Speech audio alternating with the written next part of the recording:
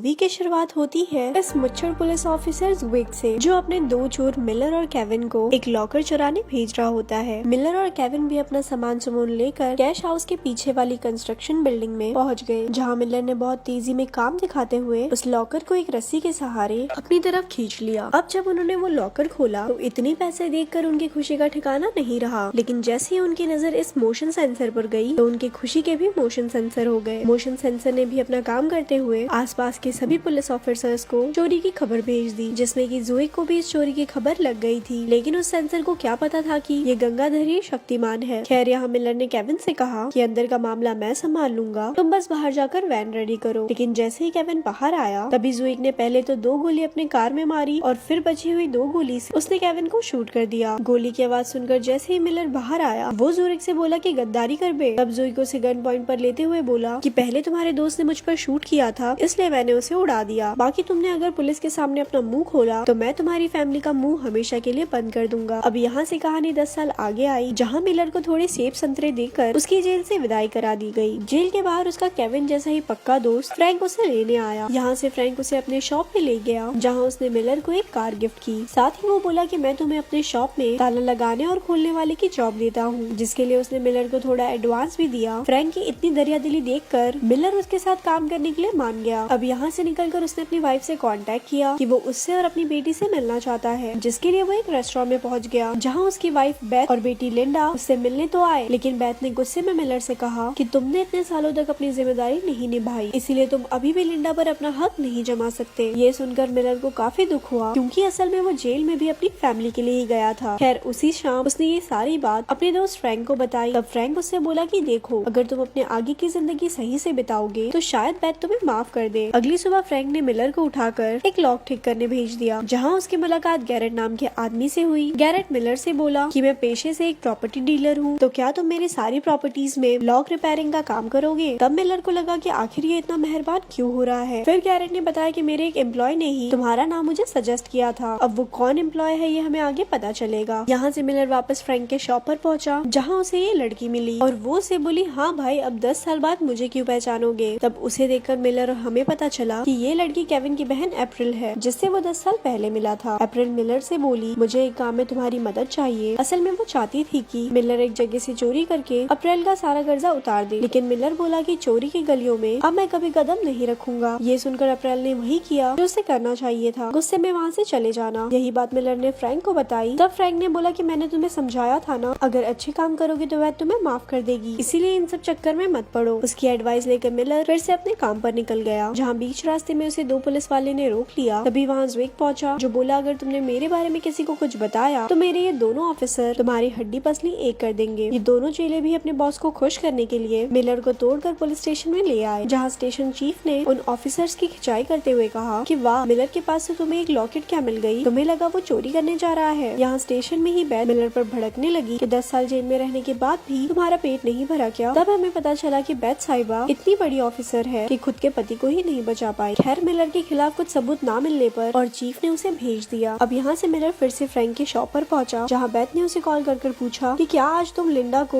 उसकी कोचिंग से ले आओगे? ये सुनकर खुशी खुशी मिलर लिंडा को लेने के लिए उसके कोचिंग सेंटर में पहुंच गया, जहाँ से निकलने के बाद उसने लिंडा की थोड़ी पेट पूजा कराई और फिर उसने अपनी बेटी को बिना चाबी के ताला खोलने की टेक्निक भी सिखाई, जिसे लिंडा ने बड़ी आसानी से सीख लिया। अब रात होते ही मिलर लिंडा को छोड़ने के लिए बेथ के पास पहुंचा। बेथ ने उसे बताया कि असल में वो आज ज़ुविक की रिटायरमेंट पार्टी में गई थी, जहाँ ज़ुविक ने बेथ से कहा कि वो उसके प्रमोशन में उसकी मदद करेगा। मिलर और हम इन सब बातों से समझ रहे थे कि ज़ुविक के इरादे कुछ ठीक नहीं है। फिर भी वो यहाँ से वापस फ्रैंक के शॉप में पहुंचा, जहाँ अप्रैल पहले से बैठी हुई थी। अब इनकी बातों से हमें पता चला कि गैरेट, जो खुद को एक प्रॉपर्टी डीलर बता रहा था, असल में वो एक गलत बिजनेस चलाता है, जिसमें बदकिस्मती से अप्रैल को भी काम करना पड़ रहा है। लेकिन दिक्कत की बात ये थी कि गैरेट अप्रैल को मारता पीटता भी था, जिसके बाद अप्रैल ने मिलर को अपने मार के निशान भी दिखाए, जिसे देखकर मिलर पिघलते हुए अप्रैल की मदद करने के लिए मान गया। अगली सुबह ये दोनों एक जगह पहुँचे, जहाँ अप्रैल ने मिलर को बताया कि आज यहाँ गैरेट के क्लब का एक फंक्शन होने वाला है, जहाँ उसके पास सबसे ज्यादा कैश कलेक्शन होगा, इसलिए बस तुम्हें एक ताला तोड़ के उसके पैसों वाला बैग गायब करना है। अब रात होते ही बंदर वाला टोपा पहनकर मिलर उस पार्टी में पहुंच गया, जहां अपने बालों के पिन से उसने गैरेट के कमरे का लॉक खोल लिया। उस कमरे में उसे बहुत सारे पैसे मिले, लेकिन तभी वहां ज़ैरिक भी पहुंच गया, जिसके बाद इन दोनों के बीच फाइट होने लगी। मिलर ने मौका देकर ज़ुविक की गन उससे छीन ली और अप्रैल को दोनों गन पॉइंट पर लेकर यहाँ से भाग निकला, लेकिन गलती से उसने अपनी किट वहीं गिरा दी थी, जिसे देखकर ज़ुइक समझ गया कि ये मिलर का ही काम है। इस चोरी से गैरेट ज़ुइक पर भड़कने लगा कि काहे की पुलिस है तुम्हारी जो चोर को ना पकड़ पाई। यहाँ मिलर ने वो सारे पैसे फ्रैंक की शॉप में छुपा दिए, जिसके बाद उसने अप्रैल से कांटेक्ट किया, लेकिन वो फोन उठा ही नहीं रही थी। इसीलिए अगली सुबह वो खुद अप्रैल के घर पहुंचा, जहाँ उसने देखा कि घर का सारा सामान तो दर-बिदर पड़ा हुआ था। तभी उसे वहाँ इस तान्या नाम की लड़की ने देख लिया, जिसके बाद वो सीधा बैथ के पास पहुंची। उसने बैथ से जाकर ये चुगली करी कि मैंने तुम्हारे पति को अप्रैल के घर में घुसते हुए देखा था, जबकि अप्रैल और मैं हम दोनों ही गैरेट के लिए काम करते हैं। उसने बैथ को एक पेन ड्राइव भी दी, जिसमें गैरेट और ज़ुइक के खिलाफ काफी सारे रिकॉर्डिंग और वीडियोस थी। अब डिटेक्टिव से पहले एक पत्नी का फर्ज अदा करने बैथ सबसे पहले मिलर से मिलने पहुंची, जहां उसने पूछा कि तुम अप्रैल से मिलने उसके घर क्यों गए थे। तब मिलर बोला कि मैं तो बस वहाँ से जा रहा था तो सोचा अप्रैल से मिल लूं, लेकिन वो वहाँ मुझे मिली ही नहीं। बैथ बोली कि प्लीज मिलर अब तुम मुझसे कुछ मत छुपाना। ये कहकर वो अपने सीनियर के पास पहुंची, जहाँ उसने गैरेट और ज़ुइक के खिलाफ उस पेन ड्राइव के सारे सबूत दिखा दिए। तब सीनियर बोला कि पहले मैं इस केस को स्टेट पुलिस से डिस्कस करके फिर इस पर एक्शन लूंगा। यहीं पर ज़ुइक का एक चेला भी था, जिसने देख लिया कि बैथ ने चीफ को कुछ कॉन्फिडेंशियल पेन ड्राइव दिए हैं, इसलिए रात होते ही वो चीफ के कैबिन से वो पेन ड्राइव चुरा ली। यहाँ मिलर गैरेट के पास पहुंचकर पूछने लगा, बताओ अप्रैल कहाँ है। गैरेट बोला कि मार्च के बाद और मई से पहले। ये सुनकर मिलर ने उसका मुंह अच्छे से धुला दिया। तब गैरेट ने बताया कि अप्रैल जरूर ज़ुइक के साथ होगी। ये सुनकर मिलर यहाँ से चला गया। तभी हम देखते हैं कि ज़ुइक के साथ अप्रैल बहुत शांति से बैठी हुई थी, जिसका मतलब कि अप्रैल भी ज़ुइक से मिली हुई थी। मिलर के जाने के बाद ज़ुइक गैरेट के पास आया और बोला कि नहीं कुछ नहीं। उसने सीधा गैरेट को गोली मार दी, लेकिन उसने एक चाल चलते हुए गैरेट की बॉडी के पास मिलर की किट छोड़ दी, जिससे कि सारा शक मिलर पर जाए। यहाँ वो अपनी शॉप पर पहुंचा, जहाँ उससे मिलने बैथ आ गई। तब मिलर ने बैथ को सब कुछ बता दिया कि उस दिन ज़ुइक ने ही केविन को मार के मुझे धमकी दी थी कि अगर मैंने अपना मुंह खोला तो वो तुम्हारा मुंह हमेशा के लिए बंद कर देगा। ये सुनकर बैथ वो सारे पैसे लेकर अटॉर्नी जनरल के पास चली गई। यहाँ ज़ुइक भी अप्रैल के साथ एक मोटल में आया, जहाँ उसके चेलों ने उसे फोन कर बताया कि सीनियर को आपके खिलाफ सबूत मिल चुके हैं। साथ ही बैथ और चीफ मिलकर आपके खिलाफ और सबूत ढूंढ रहे हैं। ये सुनकर ज़ुइक का पारा हाई हो गया, इसीलिए वो बोला कि तुम दोनों मिलर की दुकान पर जाकर सारे पैसे चुरा लो, साथ ही वो मिलर का भी काम तमाम कर देना। ये सुनकर अप्रैल ज़ुइक से बोली कि तुम तो वो सारे पैसे मुझे देने वाले थे ना। तब ज़ुइक बोला कि अभी के लिए प्लान में थोड़ा चेंज है। इस चेंज को देखते हुए अप्रैल ने भी मिलर को फोन कर बता दिया कि ज़ुइक के आदमी तुम्हें मारने के लिए आ रहे हैं। उसने ये बताया ही था कि तब तक ज़ुइक के लोग वहाँ पहुँच गए, जिनके साथ क्रॉस फायरिंग में फ्रैंक मारा गया और एक ऑफिसर मिलर की बेटी लिंडा को लेकर यहाँ से भाग गया। बैथ को भी इस फायरिंग की खबर लग गई। तभी वो यूटर्न लेकर फ्रैंक की दुकान पर पहुंची, जहाँ मिलर ने उसे बताया कि वो लोग हमारी बेटी को ले गए हैं। यहाँ अप्रैल भी ज़ुइक के इरादे समझ रही थी, इसीलिए उसने मिलर को मैसेज करके लिंडा की लोकेशन बता दी, जिसे देखकर मिलर ज़ुइक से निपटने चला गया और बैथ लिंडा को बचाने निकल गई। यहाँ मिलर ज़ुइक के पास पहुंचकर बोला कि मेरी बेटी को छोड़ दो। तब ज़ुइक बोला कि तुम वो सारे पैसे मेरे हवाले कर दो, जिसके बाद मैं तुम्हारी बेटी को छोड़ दूंगा। यहाँ लिंडा ने मिलर से सीखी हुई टेक्निक से अपनी हथकड़ी खोल ली, जिसके बाद वो गार्ड से बचती हुई मोटल से बाहर आने लगी। तभी उस गार्ड ने लिंडा का पीछा करना शुरू कर दिया, जहाँ मोटल से बाहर आते ही बैथ ने उस गार्ड को शूट कर दिया। अब वो लिंडा को लेकर मिलर को बचाने के लिए निकल गई। यहाँ ज़ुइक ने मिलर पर गन पॉइंट कर रखी थी। तब मिलर ने उससे पूछा कि आखिर तुमने अप्रैल को अपने साइड कैसे किया। ज़ुइक ने बोला कि वो तो खुद तुमसे नफरत करती है, क्योंकि तुम्हारी वजह से उसका भाई मारा गया, लेकिन अब मैं उसे भी मार के गैरेट के सारे पैसे खुद हथिया लूंगा। उसने ये कहा ही था कि तभी अप्रैल ने अपने रंग बदलते हुए ज़ुइक पर गोली चला दी। और यहाँ से खुलते हैं इस कहानी के सारे पत्ते कि असल में पहले तो ज़ुइक ने अप्रैल का ब्रेन वॉश करके उसे अपने साइड किया, जिसके बाद उसने गैरेट से दोस्ती की ताकि वो उसके घर में चोरी कर सके, लेकिन गैरेट के घर का लॉक उससे नहीं टूटता, इसीलिए उसने अप्रैल से कहकर मिलर से वो चोरी करवा दी, ताकि फिर वो अप्रैल से पैसे लेकर उसका महीना खत्म कर सके। बैक टू स्टोरी दोस्तों, ज़ुइक को निपटाने के बाद अप्रैल ने मिलर पर भी गन तान दी कि तुम्हारी गलती की वजह से मेरा भाई मारा गया। तब मिलर ने बोला कि मुझे भी उसका बहुत अफसोस है, लेकिन अप्रैल तुम तो एक अच्छी इंसान हो यार, इसीलिए तो तुमने मेरी बेटी की जान बचाने के लिए उसकी लोकेशन भेजी। ये सुनकर अप्रैल बहुत इमोशनल हो गई, जिसके बाद पुलिस ने आते ही उसे अरेस्ट कर लिया। लेकिन टेंशन मत लो, मई का महीना लगते ही उसे जेल से निकाल दिया जाएगा। खैर इतना बड़ा भांडा फोड़ने पर बैथ को भी प्रमोशन मिल गया और ऐसी ये मूवी यहाँ पर खत्म हो गई। ऐसी और स्टोरी सुनने के लिए हमारे पेज को लाइक करें। धन्यवाद।